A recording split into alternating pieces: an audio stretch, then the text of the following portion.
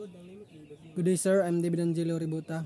I will read the following topics. Guides in photographing crime scenes. A. Series of photographs of the crime scene. B. The depicted object in the photograph should not be immaterial or irrelevant. 8. The kinds of photographs to be taken at the scene. A. The photograph of the deceased showing the relationship of the dead body with the surroundings, especially the physical evidence. B. Photographs of evidence showing perceivable entry, destroy padlocks, broken doors and windows, and the other relevant signs of disturbance. 9. The use of special photograph as such in infrared, ultraviolet, stereoscopy, macro photography, photomicrography, movie camera, etc. B. Photography of environs. C. Close-up photographs of the wound of the dead body after removal from the scenes. Sketching the crime scene. Sketch. A. Sketch defined. It is graphic representation of the scenes of the crime, with the complete measurements of the relative distance of relevant objective and condition obtaining the terrain. B. The general kinds of sketch. Rote sketch. It is made by the investigator at the crime scene, which is full of important details, but without the skill of proportion. This is used as the basis for the finished sketch. Finished sketch. This is a sketch with a skill of proportion drawn by a draftsman. The rote sketch and the finished sketch are for courtroom presentation. The special kinds of sketches. Sketch of locality. It deals with the crime scenes in relation to the environs, to include neighboring buildings, structures, or means of access leading to the scenes. This kind of sketch is applied in conflagration suspected to be arson, indicating the origin of the fire and how it is spread naturally or unnaturally against the wind. A sketch of the ground.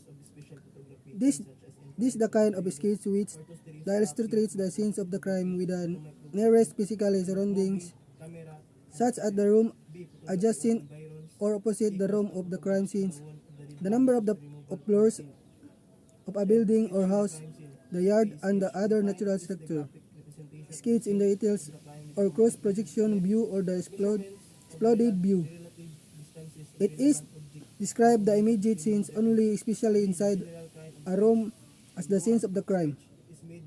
The room is treated as the cardboard box where the side and the cover collapse to the same plane as the bottom.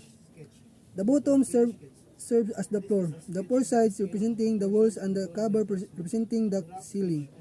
The pieces of evidence found on the floor, walls, and ceilings are depicted or drawn with the respective measurement with the reference points, such as bullet holes, splatters of blood, and other patient data. The elements of sketch. A. Measurements of space distance of relevant objects to the point of reference. Example: the distance of a loaded pistol to the body of the victim and the nearest wall. Points of reference must always be on 2 points to give the exact location of the object by way of latitude and longitude. The room area must be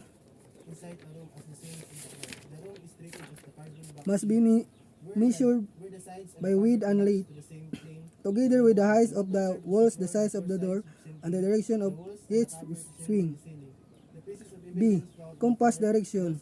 A standard arrow to indicate the north direction. To find the north without compass Determine the east where the sunrise rises. Facing east, your left side is north direction. Essential items. All items in the scene must be included.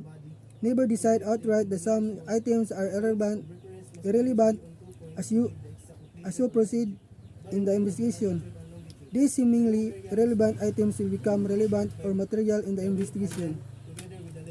B. Scale of proportion. It is element of the finished sketch. This is not an element of the wrote sketch. It is the proportion of the finished sketch of the actual size measurement at the scenes. The scale of 1.50 means of the 1 inch in the sketch measurement is 50 inches in the actual scenes measurement. A. Legend. This is usually placed at the bottom of sketch outside the sketch of the scene. The object of the crime scene are represented by number of letters in order to not unnecessarily grow the graphic presentation. Their description are found in the legend sample. Number 3 in the sketch.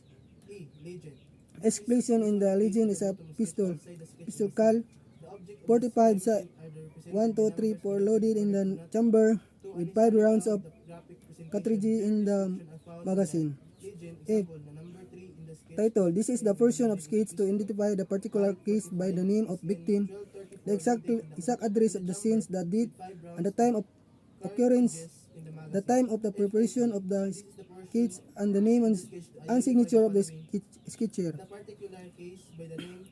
Collection, marketing, tagging, and preservation of the evidence. A. Collection. Evidence is collected in the individual mark with the initial of investigator.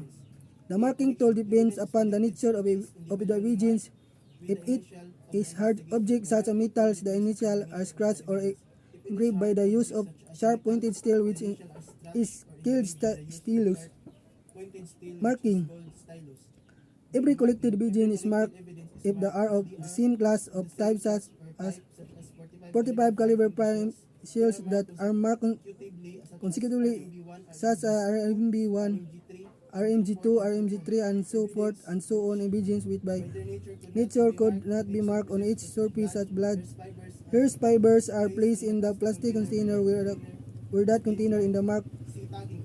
C. Tagging. Every pieces of evidence that collected are marked must be tagged. A card in attached by steering the evidence with the proper entry of identification and description together with a reference to the specific case. D. Preservation. Freezable materials should be preserved by the way or the methods of preservation in order that we will reach the court in the same physical condition as when they were collected by the crime scenes. This is the work of laboratory technician. 14. Chain of custody. Define. It is the number of persons will handle propose the pieces of evidence that moment that were collected, marked, and tagged upon time of financial deposition of case. The basic rule is to limit the chain of custody to avoid tampering, substitution, or loss. If the evidence needs laboratory examination, the investigator must submit direct to the laboratory without delegating into other persons. Submission is complete by written request and to be officially received by receiving officer of the laboratory. The receipt must have legible identification of the receiver together with his signature, time, and date of receipt. If the evidence requires no laboratory examination, it must be submitted to evidence custodian duty receipt. Methods of marking specific kinds of evidence. A. Guns, revolver must be marked separately on the frame, butt, fender, barrel, and stock. For rifles, they should be marked on the barrel, frame, bolt, or slide. All magazine and accessories shall also be marked. B. Revolver cylinder. Aside from the mark of the cylinder, the chamber facing the firing pin must be marked as shown at each pin for examination. A drawing must depict depict the chamber facing the firing pin. The respective position of the fire empty shells inspired of due strategies. A detailed examination of the respective position of the obedience could make or unmake a claim of self-defense. The posterior face of the cylinder must also be depicted in sketch to show the respective position of the smoke rings therein. Each chamber containing a fire empty shall exhibit these smoke rings at the posterior portion of the chamber. When there discrepancy, the investigator must look for the answer. The revolver may have been touched or tampered. Direction of the rotation of the cylinder must also be sketched and note. Colt revolvers have clockwise direction of rotation of the cylinder. Smith and Wesson revolvers have a counterclockwise direction of cylinder rotation. C. Fire empty shell must spread strategies strictly. Regulation C must be marked inside the mouth in case of fire empty strategies. It is nearly impossible to mark them inside the mouth, especially 22 caliber shell, but they could be marked of the side of the body of the shell, not on this base. D. Bullets or slugs. They can be marked of the give or nose, avoiding the land and groove marks. They could also be marked of the base. F. Reconstruction crimes. Construction of the crimes. Defined in the assessment made by the investigator after the crime scene investigation of how the crime is committed. 2. Kinds of constructing the crime. A. Physical reconstruction. Reconstructing the crime is based on the physical appearance of the crime scenes, mainly focused on the species of physical evidence and the count of witness suspect. B. Mental reconstruction. Based on the physical reconstruction, some conclusion could be formulated taking into account all available pieces of evidence. G. The development of theories. 1. Theory defined. It is the imaginative contemplation of reality, direction, intellectual appreciation, insight, or body of generalization and principle developed in association with the practice in certain field of activity. 2. The needed of investigator theory. If the witness the commission of the crime, that investigator is left with the physical evidence to formulate how the crime is committed. In his formulation, he will form theories to guide his future action. The investigator must begin with a simplest theory of how crime is committed and who and what motive. He may have more than one theory depending upon the unique circumstances of every case. He will proceed in the formulation of theories from the simplest to the most complex.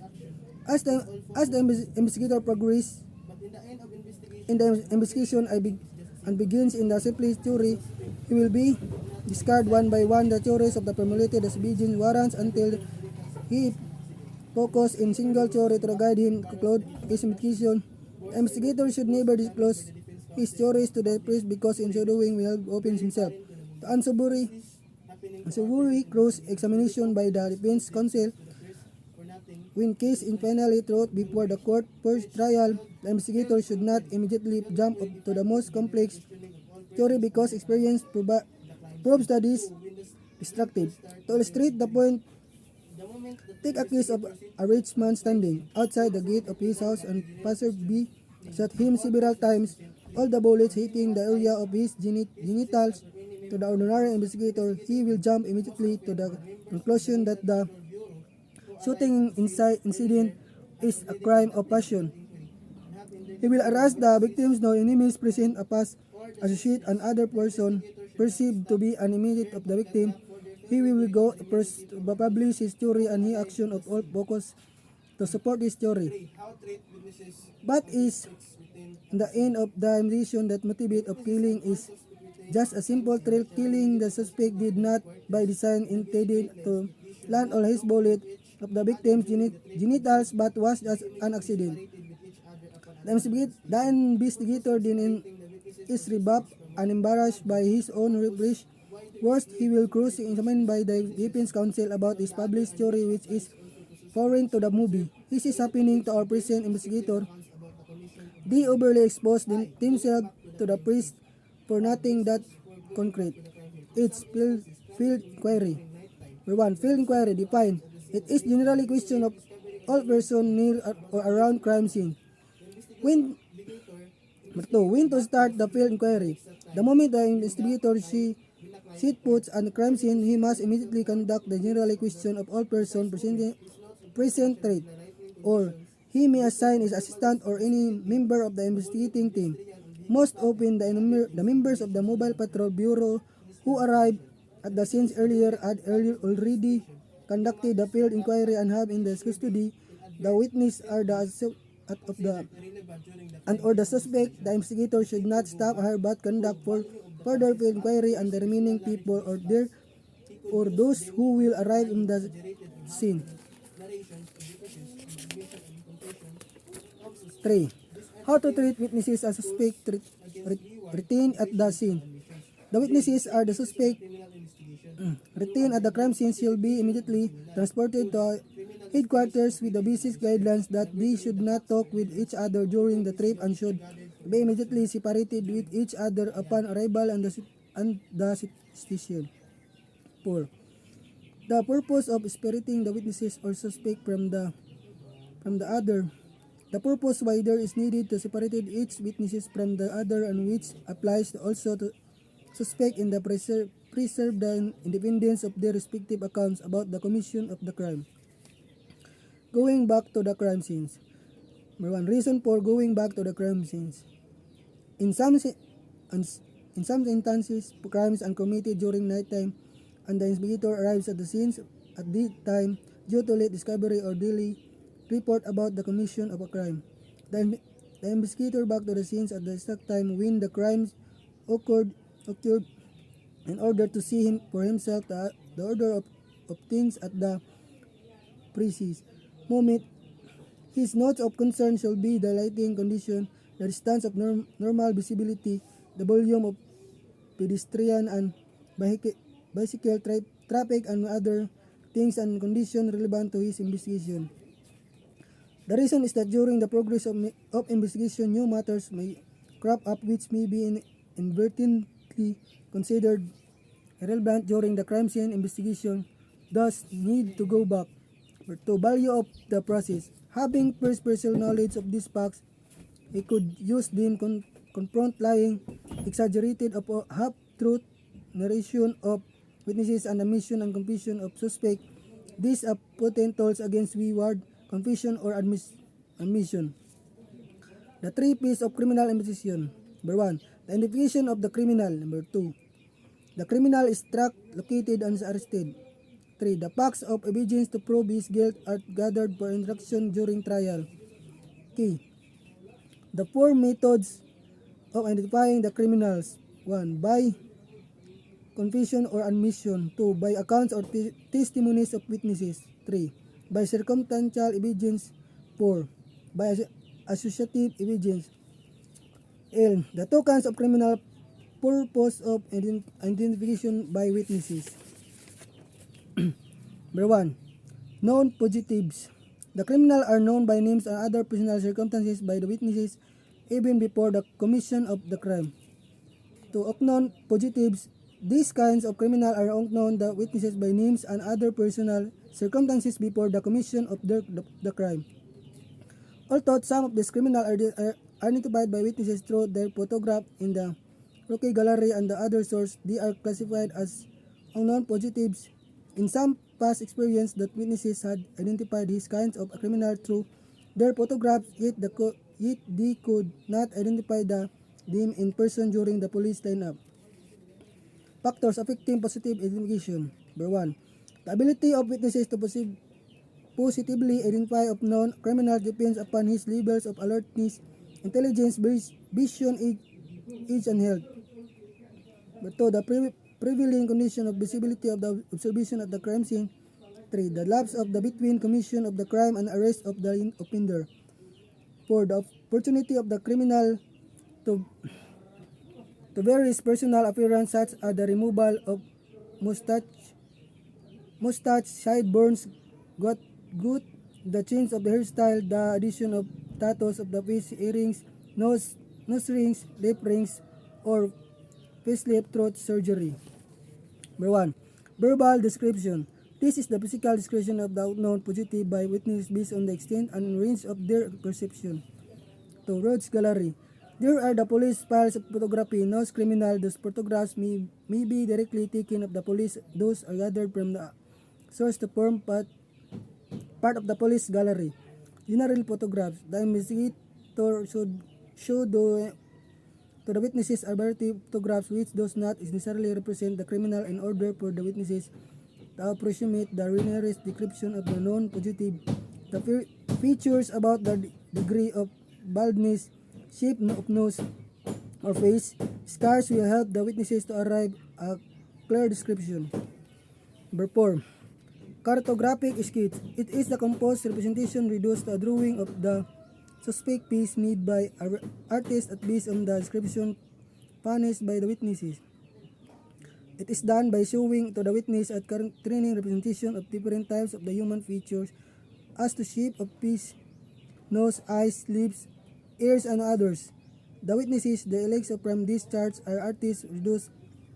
It is drawing at an approximate facial image of the unknown criminal. In the police lineup. Police lineup define it is process of definition by witnesses of the unknown positive who is mixed with innocent person line before the witnesses. Procedure. Number 2. Procedure of police lineup.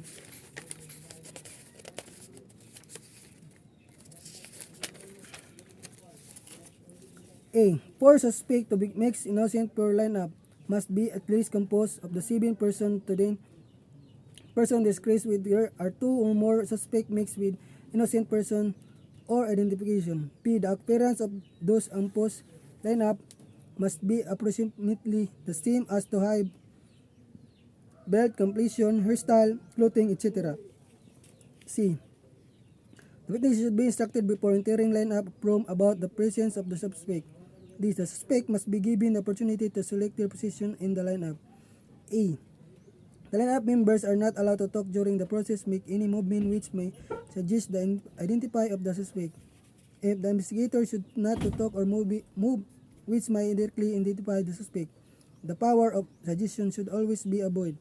G. The proceeding must be covered by detailed report and possible by a movie camera for court presentation. O. Contraposition of physical identification. For 1. Piece as E. Shape square, round, oval, rectangular, hair shape, trapezoid, embised trapezoid, and other appropriate descriptions such as the presence of scars, moles, birthmarks, etc. B. Forehead. C. Eyebrow. D. Mustache, sideburns, good. E. Eyes, deep, starch, jewelry, regulation, cheeky, etc. F. Ears, regulation, building, scope, shape. G. Cheek, deep, pointed cheekbone, round, etc. H. Nose, aquiline, pug, regular, wide, big nose, etc. I. Mouth, small, long, round. G. Jaw, square, regular, deep, prominent, etc. Lips, pink, teeth, arch, upward or downward, etc. I. Teeth missing, yellow, reddish, big, small, etc. M. Chin, receding, protruding, cleft, etc. 2. Hairs, curly, straight, short, cropped, long, few, thick or bushy, kinky, afro-type, etc. 3. Neck, short, long, round, submerged, etc. 4. Shoulder, broad, regular, heavy, narrow, etc. 5. Waist, rotund, small, regular, building, etc. 6. Hands, tattoo, location, long, short, muscular, thin, scars, birthmark, moles, etc. 7. Fingers, missing, extra number, short, long, fat, regular, etc. 8. Manner of walking, limping, foot, left or right or degree, whether up the neck, ankle bone or others. 9. Voice, baritone, tenor, slow, loud, womanish, accent, accent, barking, hoarse, stuttering, broken, etc. 10. Physical appearance is Hispanic, B. American. B. Caucasian. D. Asian. Negroid. 11. Complexion. Brown. Tan light, fair, white, black, dry skin, coarse, sweaty, or other appropriate description. P. The physical evidence criminal. Number 1. Kinds of physical evidence. A. Corpus delicti. These are object or substance which constitute the essential parts of elements of the commission of the crime. It is sometimes called the body of the crime, not the body of the victim. The cause of death is one of essential elements of crime. B. Associative evidence. Piece of evidence which will link the suspect the crime scene as a fingerprints, foot or shoe impression are some of the example. C. Tracing evidence. Article which assists the investigator in locating criminal. Stolen is the position of the suspect is the example. Preservation and care of evidence. Number 1. Purpose. In order of the evidence gathered at the crime scene shall have the same substantial condition when they will be presented before the court during trial. Thus, care must be exercised to avoid tempering the destruction or substitution of the physical evidence. Number 2. Marking. The purpose of marking is the positive or defined identification during trial. The investigator is required to identify the pieces of evidence during the trial of the case.